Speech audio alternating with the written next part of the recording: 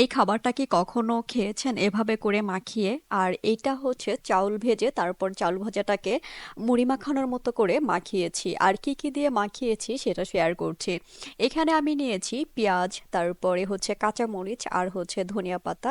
এগুলোকে ভালোভাবে মাখিয়ে নেব। তারপরে এখানে টমেটো দিয়েছি, তারপরে শসা দিয়েছি, তারপরে এখানে আমি পেঁয়াজ কলিটাকে কুচি কুচি করে কেটে দিয়েছি। যদিও হচ্ছে পেঁয়াজ আর কাঁচামরিচ এগুলোকে আলাদা করে আগে মাখিয়ে নিয়েছি, তারপরে আমি পেঁয়াজ কলিটাকে কুচি কুচি করে কেটে তারপরে দিয়েছি।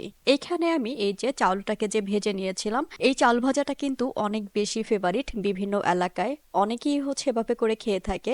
এভাবে করে চাল ভাজা মাখানোটা আমার অনেক বেশি পছন্দ, তাই আমার যখন ইচ্ছে হয় ঠিক তখনই আমি এভাবে করে চাউল ভাজা তারপরে মাখিয়ে খাই। এটার সাথে আরো অনেক কিছু যুক্ত করা যায়, কিন্তু আমি এখানে অন্য কিছু যুক্ত করিনি।